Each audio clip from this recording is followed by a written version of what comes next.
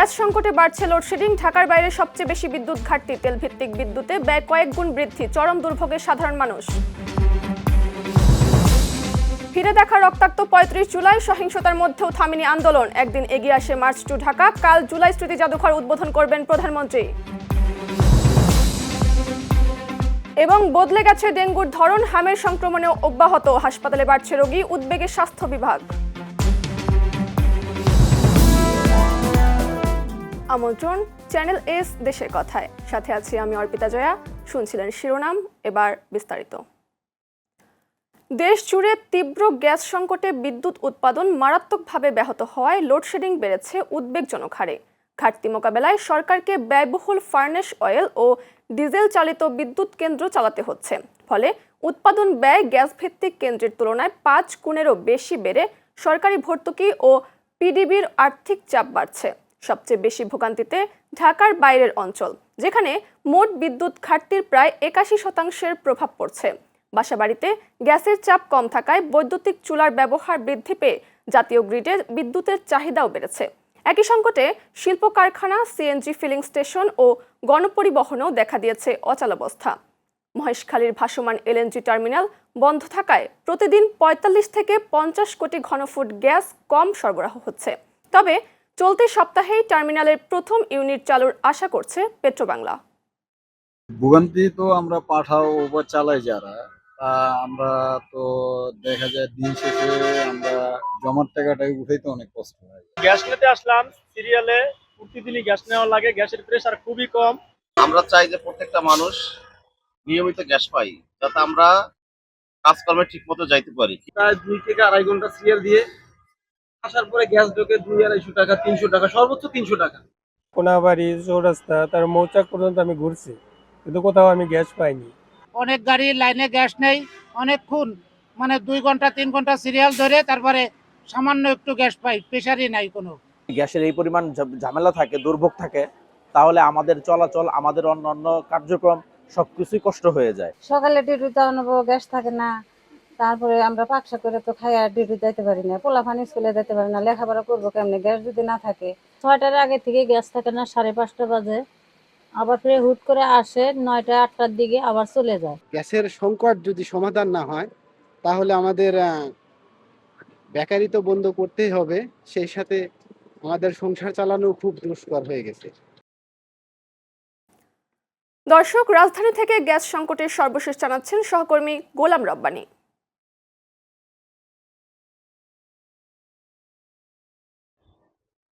ধন্যবাদ অর্পিতা। অর্পিতা, আপনি জানেন যে সারা দেশে যে গ্যাস সংকট, এটা কিন্তু জনজীবনকে বিধ্বস্ত করছে। ঢাকা সহ সারা দেশের যে জেলা উপজেলায় যে সিএনজি পাম্প আছে, সেই পাম্পগুলো কিন্তু গাড়ি সারিবদ্ধভাবে সেখানে গাড়ি আছে এবং অনেকটা জ্যামের সৃষ্টি হচ্ছে। আমি এই মুহূর্তে অবস্থান করছি উত্তরের একটি ফিলিং স্টেশনে। আমি এখানে অনেক চালকের সাথে কথা বলেছি, তারা আমাদেরকে যেমনটি জানিয়েছেন যে তারা তাদের চাহিদা অনুযায়ী আসলে গ্যাস পাচ্ছেন না। তাদের চাহিদা ৫০০ থেকে ৬০০ টাকার অধিক গ্যাসের চাহিদা থাকলেও তারা সেখানে ১৫০ থেকে ২০০ বা ২৫০ টাকার গ্যাস পাচ্ছে। সেটা একটা গাড়ি চালানোর জন্য স্বাভাবিক নয়। আমি ফিলিং স্টেশনের দায়িত্বরত যারা আছে তাদের সঙ্গে কথা বলেছি। ওনারা বলছেন যে ওনাদের গ্যাস সরবরাহ স্বাভাবিক না থাকার কারণে তাদের নির্দিষ্ট পরিমাণ গ্যাস দিতে পারছেন না। এদিকে ব্যবসায়িকরা বলছেন শিল্প প্রতিষ্ঠানের বা যেই নির্দিষ্ট পরিমাণ গ্যাস না থাকার কারণে উৎপাদন অনেকটাই কমে গেছে। আর এই উৎপাদন কমের কারণে দেশের অনেকটা রপ্তানি বাণিজ্য যে আয়, এটা অনেকটাই কম হচ্ছে। ভুক্তভোগীরা বলছেন যে গ্যাস সরবরাহ স্বাভাবিক না হলে মানুষের যে জনজীবন, এটা অনেকটা ক্ষতিগ্রস্ত হবে। তো এই ছিল আমার কাছে উত্তরা ফিলিং স্টেশন থেকে সর্বশেষ। অর্পিতা। ধন্যবাদ রব্বানী। দর্শক, এবার গ্যাস সংকটের সার্বিক পরিস্থিতি নিয়ে সাভার থেকে যুক্ত হচ্ছেন আমাদের সহকর্মী রাজীব মাহমুদ। রাজীব, সাভারে গ্যাসের বর্তমান অবস্থা কি?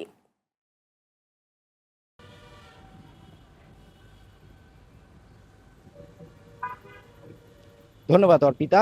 আমি এখন রয়েছি সাভার উলাইল বাস স্ট্যান্ড এলাকায় একটি শিল্প কারখানার সামনে। আমরা সকাল থেকে বিভিন্ন শিল্প কারখানা পরিদর্শন করেছি। আমরা দেখতে পেয়েছি গ্যাস সংকটের কারণে শিল্প কারখানার উৎপাদন ব্যাহত হচ্ছে। শিল্প কারখানার উৎপাদন ধরে রাখার জন্য তারা কিন্তু এলপিজি কিংবা বিকল্প হিসেবে তারা ডিজেল ব্যবহার করছে, এতে করে তাদের উৎপাদন ব্যয় বৃদ্ধি পাচ্ছে, তারা লোকসানের সম্মুখীন হচ্ছেন। এছাড়াও আমরা বেশ কিছু কারখানায় দেখেছি গ্যাস সংকটের কারণে তারা কিন্তু উৎপাদন কমিয়ে আনতে বাধ্য হয়েছেন। এছাড়াও যদি আপনাকে বলি, আমাদের সাভারে যে কয়টা সিএনজি স্টেশন রয়েছে তার বেশিরভাগই কিন্তু বন্ধ রয়েছে গ্যাস সংকটের কারণে। যে কয়টা খোলা রয়েছে সেগুলা কিন্তু যানবাহনের দীর্ঘ লাইন রয়েছে। এছাড়াও আবাসিক এলাকায় গ্যাসের সংকট চরম আকার ধারণ করেছে। দিনের বেলা কোনো গ্যাস পাচ্ছে না গ্রাহকরা কিন্তু গ্যাসের দাবিতে তিতাসের আঞ্চলিক অফিস ঘেরাও করেছিল। এই ছিল আমার কাছে সাভার থেকে গ্যাস সংকটের সর্বশেষ। অর্পিতা। ধন্যবাদ রাজীব আপনাকে। দর্শক, গাজীপুরের কোনাবাড়ি থেকে সেখানকার গ্যাস সংকটের সর্বশেষ জানাচ্ছেন সহকর্মী মোখলেসুর রহমান।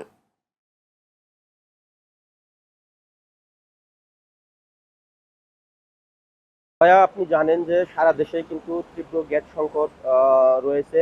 গাজীপুর জেলা জুড়েও কিন্তু দীর্ঘদিন ধরেই কিন্তু তীব্র গ্যাস সংকট লক্ষ্য করা যাচ্ছে। আপনাকে আরেকটি বিষয় জানিয়ে রাখি, গাজীপুর জেলায় কিন্তু শিল্প কলকারখানা রয়েছে, সেখানে কিন্তু এই গ্যাসের চাপ কম থাকায় কিন্তু উৎপাদন ব্যাহত হচ্ছে। এছাড়াও কিন্তু সিএনজি পাম্পগুলিতে কিন্তু দীর্ঘ লাইন দেখা যায়, সেখানে কিন্তু তারা নিয়মিত গ্যাস পাচ্ছেন না। আমরা কর্তৃপক্ষের সাথে কথা বলেছি, তারা আসলে যেমনটি জানিয়েছেন যে গ্যাসের প্রেশার কম থাকায় কিন্তু তারা ঠিকমতো গ্যাস দিতে পারছেন না, এবং গ্রাহকরা এসেও কিন্তু বিভিন্ন গাড়ি চালকরা এসেও কিন্তু তারা ঘুরে যাচ্ছেন ঘন্টার পর ঘন্টা, কিন্তু তারা লাইনে দাঁড়িয়ে থেকেও সে আগের মতো কিন্তু তারা গ্যাস পাচ্ছেন না। এটি আসলে কবে নাগাদ ঠিক হবে সেটি আসলে কর্তৃপক্ষ সেভাবে আমাদেরকে কিছু জানাতে পারেনি। আরেকটি বিষয় আপনাকে জানিয়ে রাখি যে এই বাসাবাড়িতেও কিন্তু আবাসিক যে বাসাবাড়িগুলি রয়েছে সেগুলিতে কিন্তু তীব্র গ্যাস সংকট রয়েছে। তারা ঠিকমতো রান্নাবান্না করতে পারছেন না, এবং সকালে তারা যে অফিসে যাবেন সেই রান্নাটাও কিন্তু ঠিকমতো করতে পারছেন না। আরেকটি বিষয় আপনাকে জানিয়ে রাখি যে রাত 12টার দিকে কিন্তু গ্যাস আসলেও কিন্তু আবাসিক এলাকায় সেই গ্যাসের চাপ কিন্তু খুবই কম, তাদেরকে অনেক দুর্ভোগ পোহাতে হচ্ছে। জয়া, এই ছিল গাজীপুর থেকে সর্বশেষ। ধন্যবাদ মোখলেসুর আপনাকে। 2024 সালে সরকার পতনের এক দফা দাবিতে অসহযোগ আন্দোলনের মধ্যে 35 জুলাই দেশজুড়ে সংঘর্ষ, গুলিবর্ষণ ও সহিংসতায় শতাধিক মানুষের প্রাণহানির ঘটনা ঘটেছিল। রাজধানী সহ দেশের বিভিন্ন এলাকায় আইনশৃঙ্খলা বাহিনীর পাশাপাশি আওয়ামী লীগ, যুবলীগ ও ছাত্রলীগের নেতাকর্মীদের হাতে প্রকাশ্যে ছিল অস্ত্র। পরিস্থিতি নিয়ন্ত্রণে সরকার অনির্দিষ্টকালের কারফিউ ও 3 দিনের সাধারণ ছুটি ঘোষণা করে। তবে দমন পীড়ন ও সহিংসতার মধ্যেও আন্দোলন থামেনি। প্রথমে 6 August long march to Dhaka কর্মসূচি ঘোষণা করা হলেও সম্ভাব্য কঠোর অভিযানের আশঙ্কায় রাজনৈতিক দল ও ছাত্র সংগঠনগুলোর সঙ্গে আলোচনার পর তা একদিন এগিয়ে 5 আগস্ট নির্ধারণ করা হয়। পরে ভিডিও বার্তায় নতুন কর্মসূচির ঘোষণা করা হলে রাজধানীমুখী জনসমাগমের মধ্য দিয়ে আন্দোলন নতুন মোড়ে পৌঁছে। এদিকে জুলাই গণঅভ্যুত্থান উপলক্ষে রাজধানীর খামারবাড়ি কৃষি ইনস্টিটিউটে বিএনপির আলোচনা সভা আজ। এতে প্রধান অতিথি হিসেবে উপস্থিত থাকবেন বিএনপির চেয়ারম্যান ও প্রধানমন্ত্রী তারেক রহমান।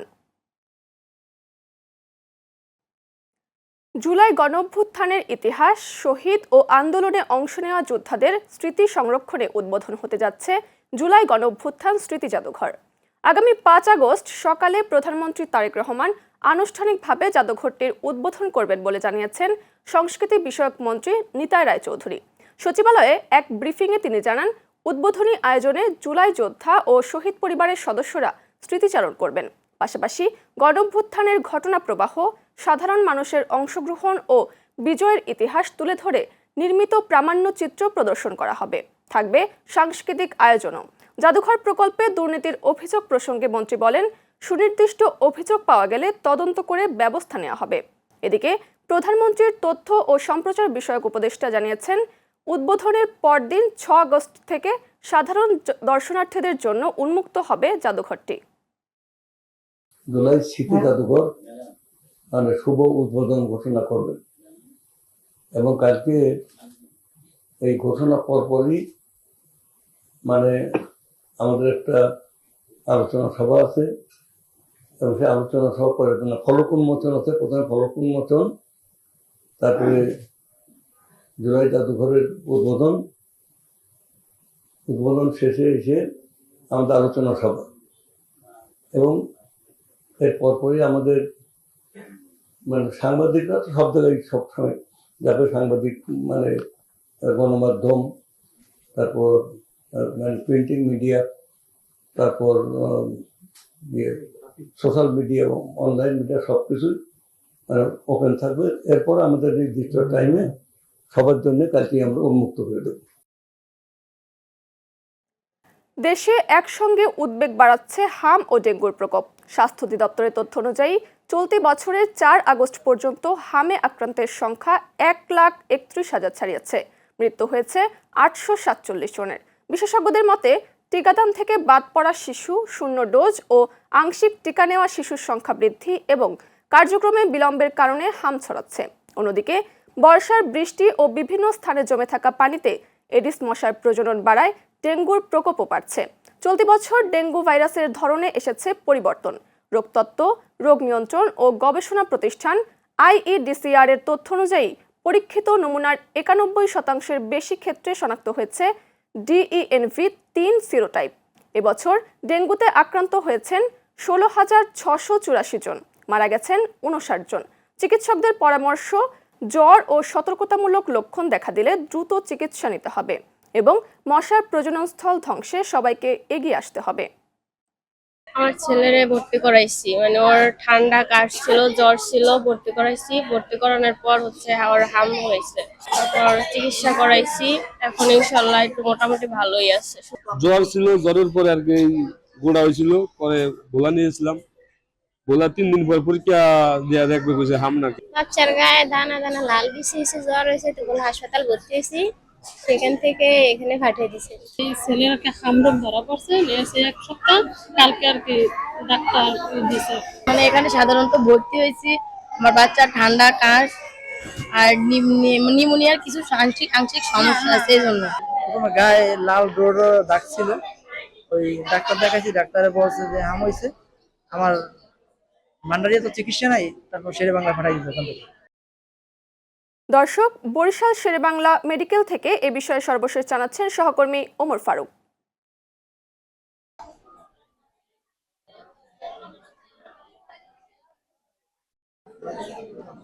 ধন্যবাদ অর্পিতা। এই মুহূর্তে আমি রয়েছি বরিশাল শেরেবাংলা মেডিকেল কলেজ হাসপাতালে হামের ওয়ার্ডে।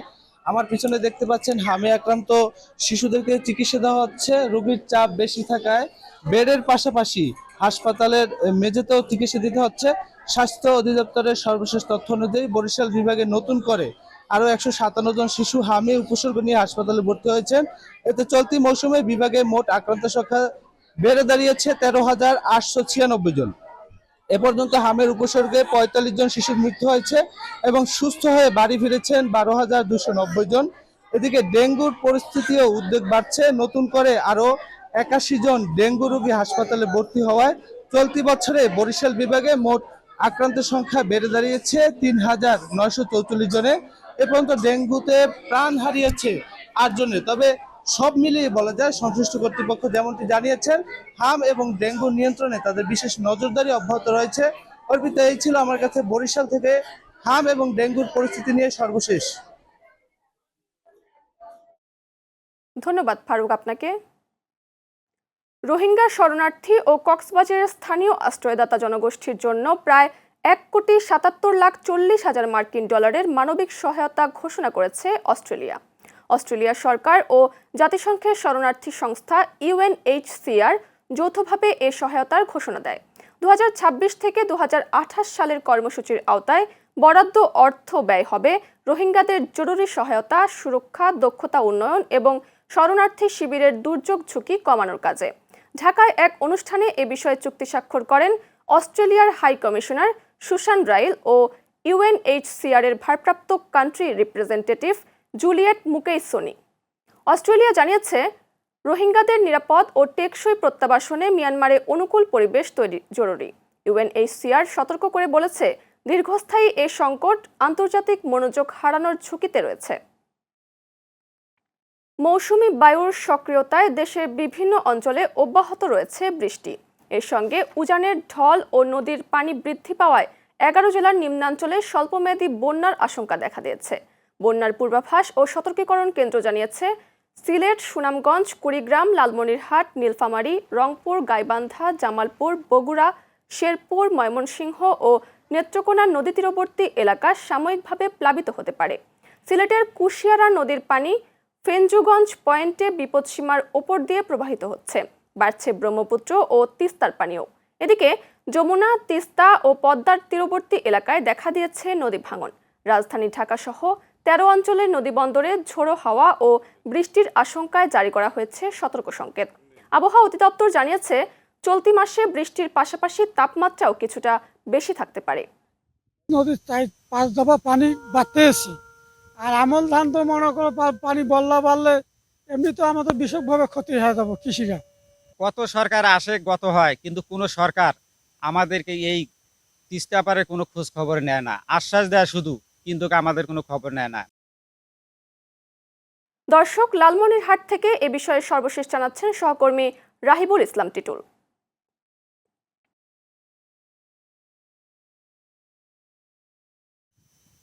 জি অর্পিতা, আপনাকে ধন্যবাদ। আপনি যেমনটি বলছিলেন, সেটি হচ্ছে উজানের ঢল এবং টানা বৃষ্টিপাতের কারণে কিন্তু তিস্তা নদীর পানি বৃদ্ধি পেতে শুরু করছে। আমাদেরকে পানি উন্নয়ন বোর্ড যেমনটি বলেছে, সেটি হচ্ছে যে আগামী 12 থেকে 24 ঘন্টায় কিন্তু তিস্তার পানি বিপদসীমা অতিক্রম করতে পারে। সেটি আজ কিন্তু তিস্তা ব্যারেজ পয়েন্টে বিপদসীমার 22 সেন্টিমিটার নিচ দিয়ে প্রবাহিত হচ্ছে। তিস্তা নদীর পানি পঞ্চম দফায় আবারও বাড়তে শুরু করেছে। এ কারণে লালমনিরহাট সহ উত্তরাঞ্চলের 5 জেলায় স্বল্পমেয়াদী বন্যার আশঙ্কা রয়েছে। পরিস্থিতি পর্যবেক্ষণে নজরদারি চালানো হচ্ছে বলে আমাদেরকে পানি উন্নয়ন বোর্ড জানিয়েছে। এদিকে তিস্তার পানি বৃদ্ধি অব্যাহত থাকলে তিস্তা তীরবর্তী নিম্ন অঞ্চল ও চরাঞ্চলের কৃষিজমি, বসতবাড়ি প্লাবিত হওয়ার শঙ্কা রয়েছে। সম্ভাব্য বন্যা পরিস্থিতি মোকাবেলায় স্থানীয় প্রশাসন ও পানি উন্নয়ন বোর্ড প্রয়োজনীয় প্রস্তুতি গ্রহণের পাশাপাশি নদী তীরবর্তী বাসিন্দাদের সতর্ক থাকার আহ্বান জানিয়েছে। আর আমরা এখানকার তিস্তাপাড়ের মানুষের সাথে কথা বলেছি, তারা যেমনটি জানিয়েছে সেটি হচ্ছে যে তিস্তার পানি যদি অতি দ্রুত নেমে না যায় তাহলে কিন্তু তাদের কৃষিপণ্য ক্ষতি হতে পারে। এই ছিল সর্বশেষ লালমনিরহাট থেকে। ধন্যবাদ টিটুল আপনাকে। অতিবৃষ্টিতে দেশীয় উৎপাদন ব্যাহত হওয়ায় কাঁচামরিচের সরবরাহ কমে বাজারে অস্বাভাবিক দাম বেড়েছে। এ পরিস্থিতিতে বাজার স্থিতিশীল রাখতে ভারত থেকে কাঁচামরিচ আমদানি শুরু হয়েছে। যশোরের বেনাপোল স্থলবন্দর দিয়ে প্রথম চালানে 9 টন 200 কেজি কাঁচামরিচ দেশে এসেছে। বন্দর কর্তৃপক্ষ জানিয়েছে, সীমান্তে আরও কয়েকটি মরিচবাহী ট্রাক প্রবেশের অপেক্ষায় রয়েছে। পাশাপাশি দেশের অন্যান্য স্থলবন্দর দিয়েও ভারতীয় কাঁচামরিচ আমদানি হচ্ছে। বাণিজ্য মন্ত্রণালয়ের অনুমোদনে প্রথম ধাপে 69 জন ব্যবসায়ী প্রায় 29,710 টন কাঁচামরিচ আমদানির অনুমতি পেয়েছে। আমদানিকারকদের আশা, সরবরাহ বাড়লে বাজারে দাম আরও কমবে। তবে তারা কাস্টমস জটিলতা ও অতিরিক্ত ব্যয়ের অভিযোগ করেছেন। সংশ্লিষ্টদের প্রত্যাশা, আমদানি অব্যাহত থাকলে খুব শিগগিরই ভোক্তাদের বাজারে স্বস্তি ফিরবে। আগামী নভেম্বরে দেশের 3 বেসরকারি মোবাইল অপারেটরের প্রায় ৭৯.2 মেগাহার্জ স্পেকট্রাম নবায়ন ঘিরে শুরু হয়েছে নতুন আলোচনা। এ প্রক্রিয়া থেকে কয়েক হাজার কোটি টাকা রাজস্ব আয়ের প্রত্যাশা করছে সরকার। তবে অপারেটরগুলোর দাবি, বাংলাদেশে স্পেকট্রামের মূল্য আন্তর্জাতিক বাজারের তুলনায় বেশি হওয়ায় নেটওয়ার্ক সম্প্রসারণ ও আধুনিক সেবায় বিনিয়োগ বাধাগ্রস্ত হচ্ছে। তারা বিনিয়োগ বান্ধব ও যৌক্তিক মূল্য নির্ধারণের আহ্বান জানিয়েছে। অন্যদিকে বিটিআরসি বলছে, রাজস্ব আয় ও গ্রাহক সেবার সম্প্রসারণ দুই দিক বিবেচনায় রেখে ভারসাম্যপূর্ণ মূল্য কাঠামো নির্ধারণে কাজ চলছে। সংশ্লিষ্টদের মতে, সঠিক মূল্য নির্ধারণ হলে সরকারের রাজস্ব যেমন বাড়বে, তেমনি উন্নত নেটওয়ার্কে বিনিয়োগের সুযোগ তৈরি হবে, যার সুফল পাবেন কোটি গ্রাহক।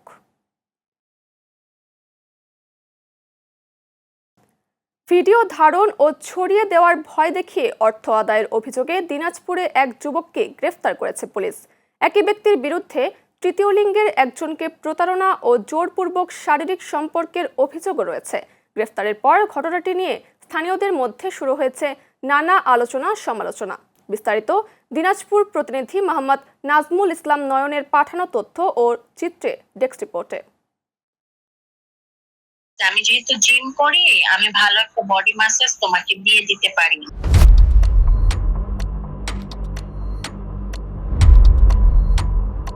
সোশ্যাল মিডিয়ায় আকর্ষণীয় বডি বিল্ডারের ছবি, সেই ছবি ব্যবহার করে বিভিন্ন নারীর সঙ্গে পরিচয় ও সম্পর্ক গড়ে তোলার অভিযোগ দিনাজপুরে রিশাদ মাহমুদের বিরুদ্ধে।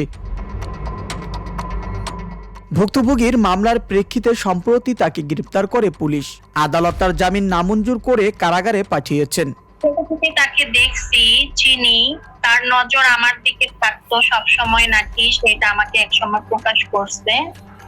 দেন হচ্ছে আমি কিন্তু কখনো কোনো ছেলেদের সাথে এত মিশতাম না। আমি আমার এলাকায় থাকতাম, নিজের মতো করে থাকি, চলি ফিরি। আমার ফ্যামিলিও ভালো করে জানে যে আমি কোনো ছেলেদের সাথে অত উঠা বসা করতাম না। তো সে আমার সাথে ফ্রেন্ডশিপের কথা বলে সে আমাকে ফ্রেন্ডশিপের জালে ফাঁসায়।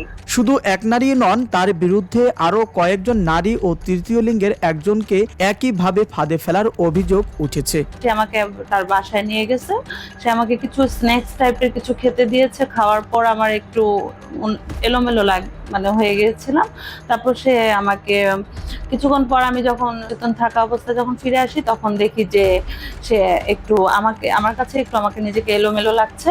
তখন সে আমাকে ব্ল্যাকমেল করতেছে যে আপনার কিছু ভিডিও ফুটেজ, আপনার কিছু ছবি নেওয়া হয়েছে, আপনি যদি আমাকে 5 লাখ টাকা না দেন তাহলে আপনার এগুলো ভাইরাল করা হবে। পুলিশের দাবি, সম্পর্কের এক পর্যায়ে নারীদের ব্যক্তিগত মুহূর্তের ছবি ও ভিডিও ধারণ করতেন তিনি। পরে সেসব সামাজিক যোগাযোগ মাধ্যমে ছড়িয়ে দেওয়ার ভয় দেখিয়ে অর্থ ও মূল্যবান সামগ্রী হাতিয়ে নেওয়ার অভিযোগও রয়েছে। মোহাম্মদ রিশাদ মাহমুদের বিরুদ্ধে এক ব্যক্তি একটি লিখিত এজাহার দায়ের করেন, যার প্রেক্ষিতে দিনাজপুর কোতোয়ালি থানার মামলা নম্বর 90 তারিখ 28 জুলাই 2026 ধারা 328, 358, 386, 420, 506 মামলা রেকর্ড করা হয়েছে এবং উক্ত আসামিকে গ্রেপ্তার করে আদালতে সোপর্দ করা হয়েছে। সামাজিক যোগাযোগ মাধ্যমে পরিচয় সুযোগ নিয়ে প্রতারণা, ব্যক্তিগত ছবি ও ভিডিও ধারণ ও ছড়িয়ে দেওয়ার ভয় দেখিয়ে অর্থ আদায়ের অভিযোগ খতিয়ে দেখছে পুলিশ। ঘটনায় স্থানীয়দের মধ্যেও চাঞ্চল্য সৃষ্টি হয়েছে। Abu Nemsha, channel S news desk. Channel S দেশের কথা শেষ করার আগে শিরোনামগুলো দেখে নিচ্ছি আরও একবার। গ্যাস সংকটে বাড়ছে লোডশেডিং, ঢাকার বাইরে সবচেয়ে বেশি বিদ্যুৎ ঘাটতি, তেল ভিত্তিক বিদ্যুতে ব্যয় কয়েক গুণ বৃদ্ধি, চরম দুর্ভোগে সাধারণ মানুষ। ফিরে দেখা রক্তাক্ত 35 জুলাই, সহিংসতার মধ্যেও থামেনি আন্দোলন, একদিন এগিয়ে আসে মার্চ টু ঢাকা, কাল জুলাই স্মৃতি জাদুঘর উদ্বোধন করবেন প্রধানমন্ত্রী। বদলে গেছে ডেঙ্গুর ধরন, হামের সংক্রমণে অব্যাহত, হাসপাতালে বাড়ছে রোগী, উদ্বেগে স্বাস্থ্য বিভাগ। বাজার নিয়ন্ত্রণে শুরু হলো কাঁচামরিচ আমদানি, বেনাপোল দিয়ে এলো প্রথম চালান, আমদানিকারকদের অভিযোগ বাড়ছে খরচ ও কাস্টমস জটিলতা। এবং নভেম্বরে তরঙ্গ নিলাম, সরকারের নজর কোটি টাকার রাজস্বে, কম দামে তরঙ্গ চায় মোবাইল অপারেটররা। এই ছিল চ্যানেল এস দেশের কথায়। দর্শক, চ্যানেল এস এর সব সংবাদ দেখতে ভিজিট করুন youtube.com/channels এবং facebook.com/channelsnews এই পেজে। এতক্ষণ সাথে থাকার জন্য ধন্যবাদ।